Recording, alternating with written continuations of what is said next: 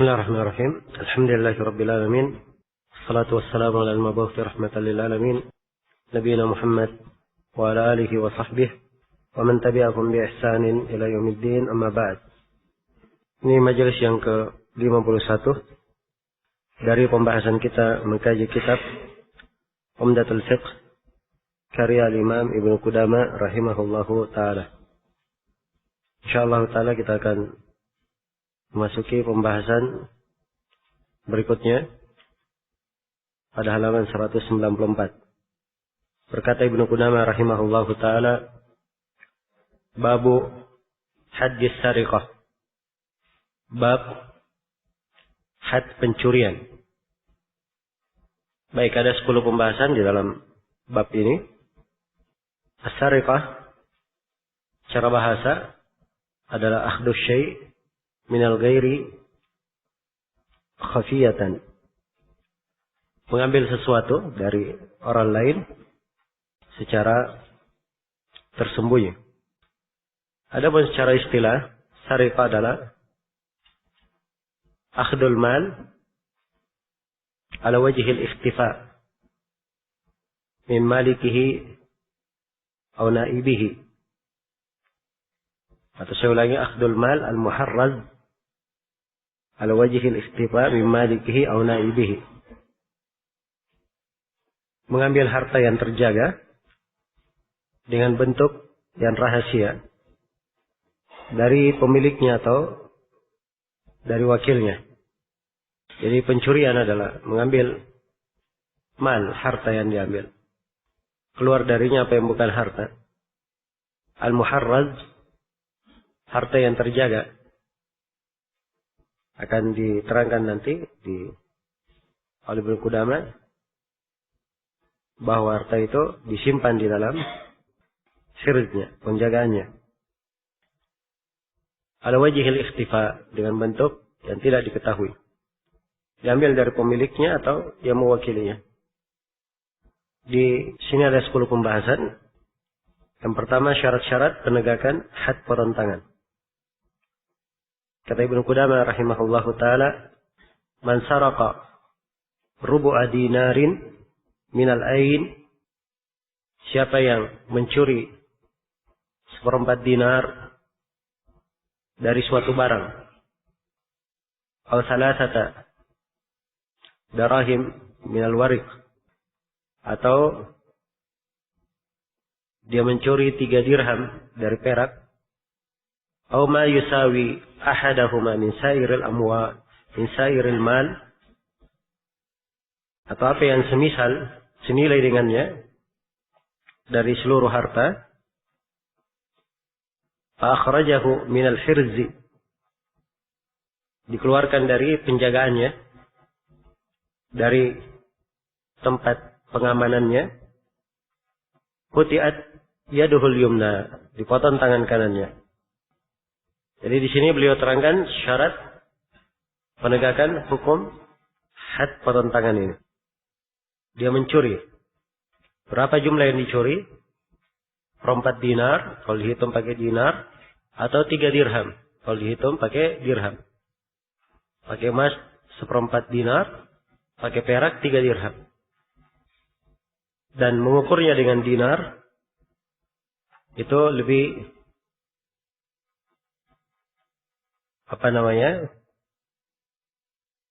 jelas, karena Nabi SAW memberikan ketentuan di dalam hadits Aisyah yang diriwayatkan oleh Imam Al-Bukhari dan Imam Muslim, la tuqta'ul yadu illa fi rubu'i dinarin fasa'ida.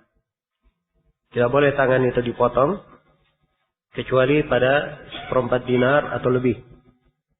Adapun tentang 3 dirham, itu berdasarkan hadits Ibnu Umar riwayat Bukhari dan Muslim, anna Nabi sallallahu alaihi wasallam qata'a fi mijannin thamanuhu 3 darahim.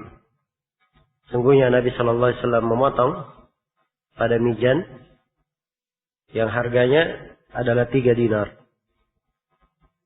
Iya. Harganya berapa? 3 dinar.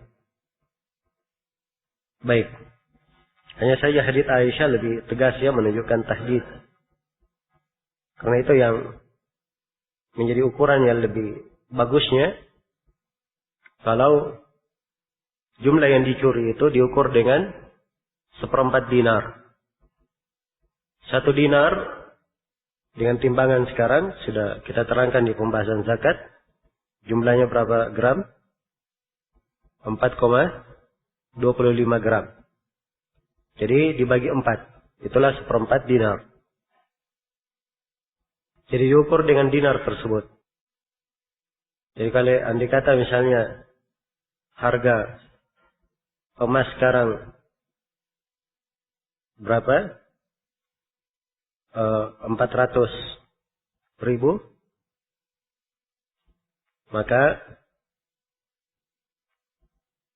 4,25 gram akan bernilai 1.700.000. Sisa dibagi 4. Ya menjadi 425.000. Jadi kalau misalnya ada yang mencuri 425.000, maka ini sudah batasan untuk dipotong tangannya. Baik. Jadi sekali lagi ukuran yang paling bagus di sini kalau diukur dengan 1/4 dinar. Jadi ini syarat yang pertama, dia mencuri pada nisabnya. Nisab yang dia curi itu adalah 1/4 apa? 1/4 dinar. Iya. Kemudian syarat yang kedua, kata Ibnu Qudamah, wa akhrajahu minal hirz. Dia dikeluarkan dari hirznya. Iya. Dikeluarkan dari hirz. Dan hirz itu adalah tempat untuk menyimpan harta itu. Nah, ini tentang hirz terbuat dari apa, bagaimana bentuknya itu kembali kepada huruf di dalam penyimpanan. Kalau dia punya kotak uangnya disebut hirz. Dia punya laci, dia simpan duit di lacinya, maka itu hirz namanya. Iya. Sama sekarang ini berkembang ya. Banyak bentuk hirz. Tempat-tempat penyimpangan. Apakah disimpan di kotak duit atau disimpan di tempat penitipan uang yang disewakan di bank-bank misalnya, atau di tempat yang lainnya. Nah, ini disebut dia muharram, sudah terjaga. Jadi kalau misalnya ada yang mengambil duit di atas meja, maka ini tidak di hirznya, sebab tidak tersimpan. Ya, hanya saja kalau misalnya dia simpan di rumah besar, dia simpan di atas meja. Rumah ini dilengkapi dengan kamera misalnya, dilengkapi dengan pengaman-pengaman, maka ini sudah dikatakan disimpan di hirz, walaupun di atas meja. Iya. Jadi sekali lagi ini kembali kepada urf. Yang dimaksud adalah duitnya sudah dijaga di suatu tempat yang memang di situ harta disimpan. Jadi ini syarat yang kedua ya, dikeluarkan dari hirznya. Iya. Dia mencuri 1/4 dinar, terlebih dikeluarkan dari hirz. Maka kata Ibnu Qudamah, quti'at yaduhul yumna, dipotong tangan kanannya. Iya. Mim maqsilil kaf, dari pergelangan tangan. Karena di dalam Al-Quran Allah berfirman, was-sariqatu faqata'u aydiyahuma. Laki-laki dan perempuan yang mencuri, potonglah tangan-tangan mereka berdua. Nah, dan penyebutan kaf di sini, al-aid di dalam ayat yang dimaksud adalah kaf, adalah telapak tangan. Karena itu asal penggunaan. Kalau kata yad dimutlakkan, maka artinya adalah telapak tangan. artinya adalah telapak tangan. Dan telah syah dari Ali bin Abi Thalib radhiyallahu taala anhu. Dan selainnya beliau memotong dari telapak tangan. Wahusim. Kata beliau wahusimat. Setelah dipotong di husimat, ditahan darahnya. Cara menahan darahnya banyak cara ya di masa dahulu. Apakah darah itu ditahan dengan minyak yang mendidih atau diberi minyak atau yang semisal dengan itu dari cara menahan darah. Iya. Dan di masa sekarang ini itu lebih mudah lagi untuk menghentikan dan menahan darah. Baik. Jadi wahusimat, ditahan darahnya. So kalau darah dibiarkan, ini akan menyebabkan kematian. Iya. Jadi batasan tangan yang dipotong itu sampai mana? Telapak tangan saja. Dan ini tidak ada silam pendapat. Kemudian kata Ibnu Qudamah, "Fa in ada quti'at rijluhul yusra min mifsalil ka'ab wa husimat." Kalau dia mencuri lagi, maka dipotong kaki kirinya dari pergelangan mata kaki. Kemudian ditahan. Ya, darahnya ditahan. Nah, dipotong kakinya, yang dikiaskan kepada muharib. Iya. Karena kerusakannya sudah 2 kali. Dan telah syah hal tersebut, pemotongan kaki kiri, pada kali yang kedua, telah syah hal itu dari Abu Bakar, dari Umar, dari Ali bin Abi Thalib. Dan ini juga yang difatwakan oleh Ibnu Abbas. Dan secara global ini perkara tidak ada silam pendapat di kalangan ulama. Iya. Lain ada, kalau dia ulangi lagi yang ketiga kali, hubis, maka dia dipenjara. Nah, wala yuqta'u ghairu yadin wa rijlin. Dan tidak dipotong selain daripada tangan dan kaki. Sebab kalau dipotong lagi, ini akan menyebabkan hilangnya 2 anggota badannya dan menyebabkan dia tidak bisa berjalan. Manfaat jasadnya sama sekali tidak ada. Karena itu tidak dipotong, dia dipenjara. Iya. Dia dipenjara. Dan ini yang dilakukan oleh Ali bin Abi Thalib radhiyallahu ta'ala anhu. Nah, setelah datangnya dari sejumlah sahabat, mereka memutuskan seperti itu. Walaupun ada pendapat di sebagian ulama bahwa kalau dia mencuri yang ketiga, dipotong tangan kirinya. Kalau dia mencuri lagi yang keempat, dipotong kaki kanannya. Tapi apa yang disebut dari Ali bin Abi Thalib ini lebih afdal. Itu lebih afdal karena itu yang dilakukan oleh para sahabat radhiyallahu ta'ala anhu. Baik. Kemudian Ibnu Qudamah sebutkan 2 syarat pembuktian terjadinya pencurian. Kata beliau, wala tathbutu as-sariqah illa bi syahadati adlaini aw i'tirafin marrataini. Iya. Dan tidak syah seorang dikatakan mencuri kecuali apabila dipersaksikan oleh 2 saksi. Nah, dalam hal ini diperlukan 2 saksi. Dalam Al-Quran Allah berfirman, "Wastashhidu syahidaini min rijalikum." Saksikan 2 orang dari laki-laki kalian. Ya, tentang masalah saksi akan datang nanti ya, bab pembahasan kitabus syahadat. Aw i'tirafin, yang kedua, dia mengakuinya. marrataini, sebanyak 2 kali. Dia mengakui hal tersebut banyak 2 kali. Nah, sebagian riwayat Nabi sallallahu alaihi wasallam bertanya kepada orang yang mencuri, "Ma ukhaluka sarakta?" Ya, saya menyangka engkau mencuri. Kata dia, "Bala." Benar.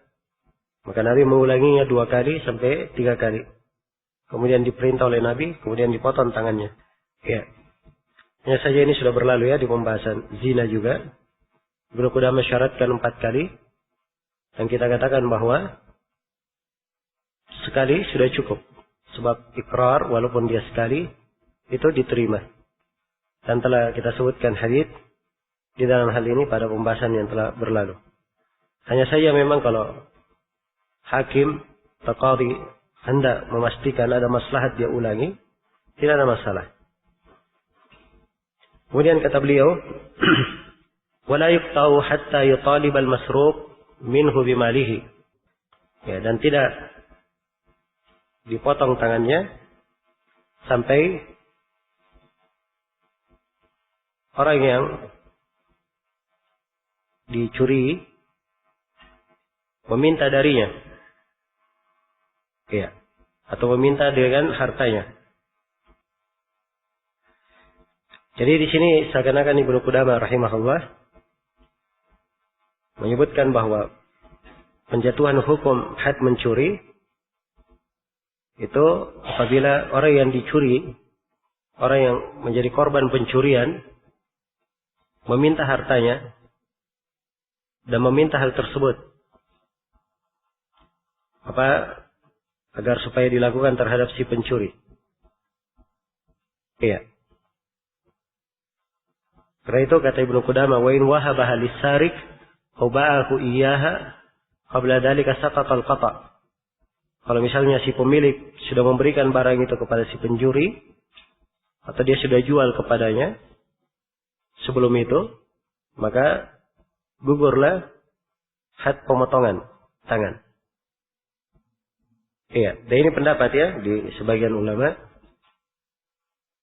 Mereka berdalilkan dengan sebagian hadits dalam hal ini.